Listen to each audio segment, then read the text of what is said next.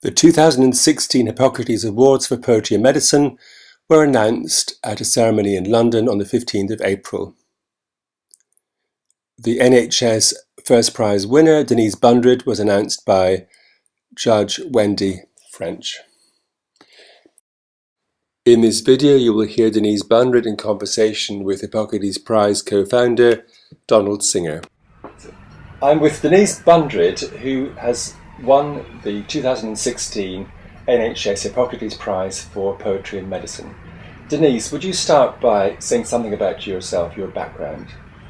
Yes, well, I trained initially as a paediatrician in Cape Town, but it was only when I came to Liverpool in the mid-1980s that I got into a training program as a paediatric cardiologist and then worked as a consultant paediatric cardiologist until I retired, which was in 2008. After I retired, I did a 3-month locum in New Zealand, and when I left, I was given a book on poetry by a New Zealand doctor by the name of Glenn Calhoun.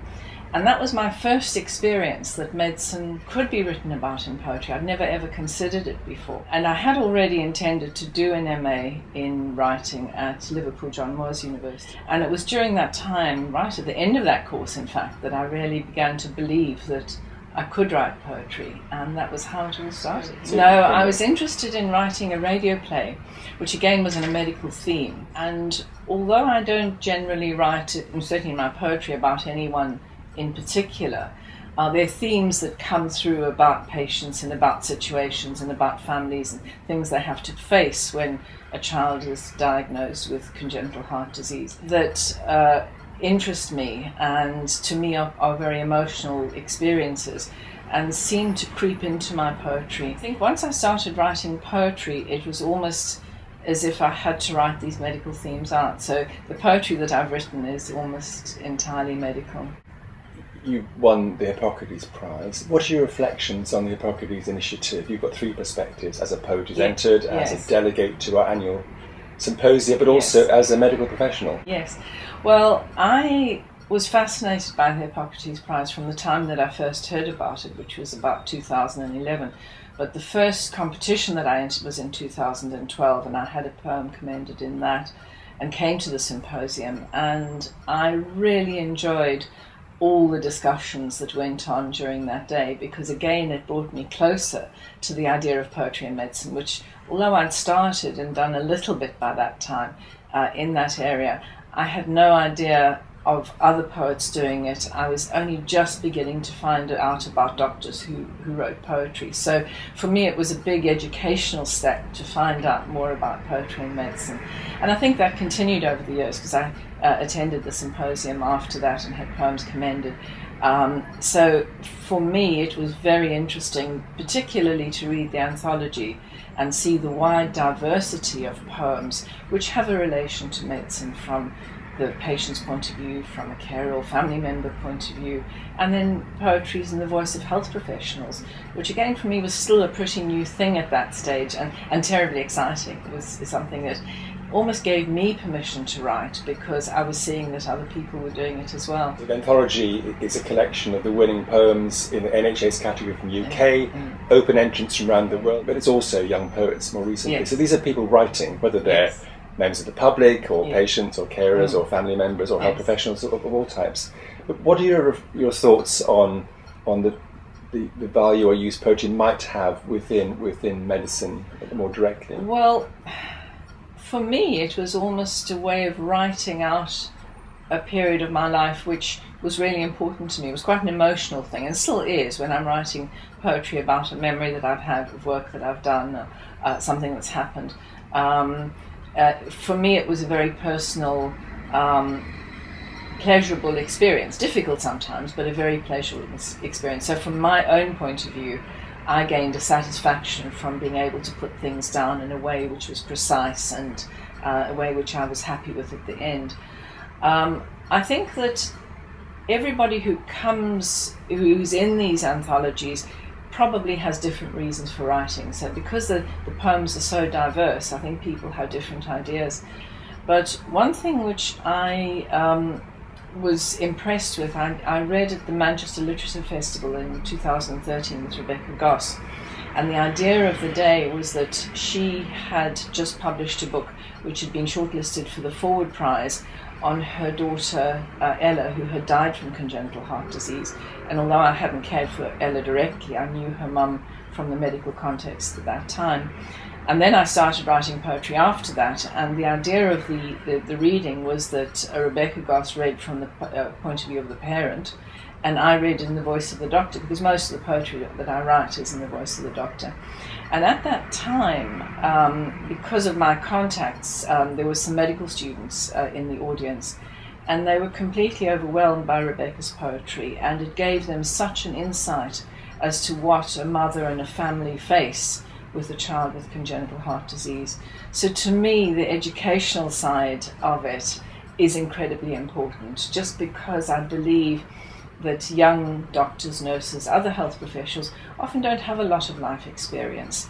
And to hear in the words of somebody who has experienced illness or experienced a family member with illness just shines a light for them on a world that they really haven't experienced, and I think gives them a much better understanding. Now, I think we mustn't subvert poetry as just an educational tool, and I think it isn't anything like that. But for me, it's quite an important idea, and people have said of the things that I've written that it takes them into a world which they've had no experience in, looking at a situation from the point of view of a doctor. They see a very different aspect of things. But it is interesting that poetry is often about detail. To me, poetry is often about telling a story, and I suppose this is the angle that I'm coming from, not necessarily everybody's, but the way that I think about it.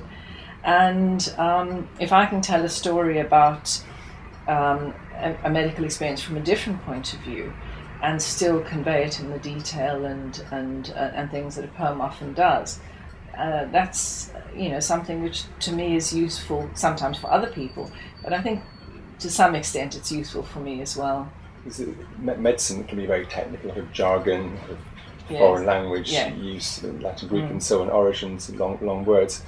How have you found writing poetry in a clear way, but without people stumbling over complex vocabulary? Better sometimes than others, and I think that some of my medical detail does creep in, particularly early in a poem, and I sometimes have to edit a lot of that out. But I think doctors are good at telling stories, because the histories that they're taking from patients is basically a story of what's been going on with the patient's story.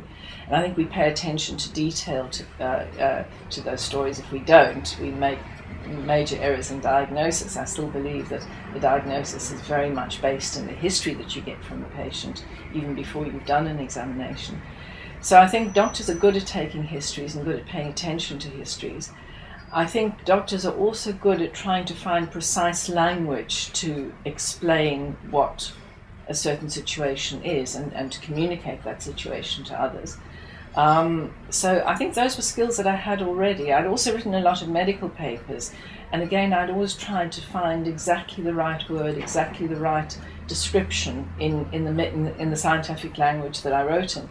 So again, there were tools that I had already that I didn't know that I had, but they were definitely there.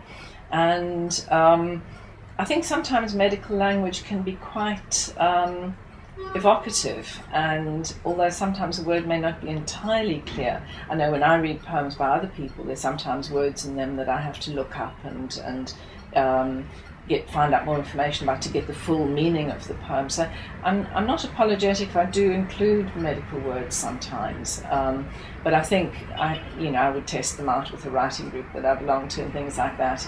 They say to me, look, just don't understand what you're getting on about here. Then obviously you have to be clearer. But I don't find that generally my poems are lacking in understanding, because they are very simple narrative poems generally. And you mentioned radio play in your mind. Have you written outside poetry? No. My tutor said to me, stick to the poetry, which I think was a very wise comment. I don't think I have the skills for a radio play. I love radio plays, and I love poems that have been written as radio plays. Amanda Dalton did a wonderful radio play. I'm just trying to think of the name of it now. about which started off with a post-mortem report of a woman she'd seen a press cutting of a woman who'd died, who'd been jilted as a young woman and then had gone on to live outside in the garden the rest of her life. And she wrote a poem, a sequence about it, which was translated into a radio play, which she did, which was absolutely stunning. So I think that, when you hear radio plays that are written in a poetic way, when poems are taken into the form, the other one was Christopher Reid's book called A Scattering, which won the Costa Prize, I think, in 2009, which was about the illness and death of his wife. And he translated that into a radio play, and it was literally just the poems from his sequence of her illness and her death, which made an absolutely stunning radio play. Well, very good to talk to you. Denise Bundred, thank you very much indeed. Thank you.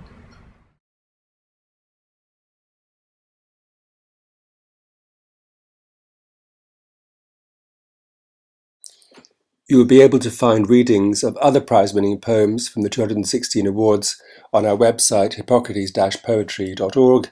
You can also order online on our website the 2016 and previous Hippocrates Prize anthologies of all winning and commended poems.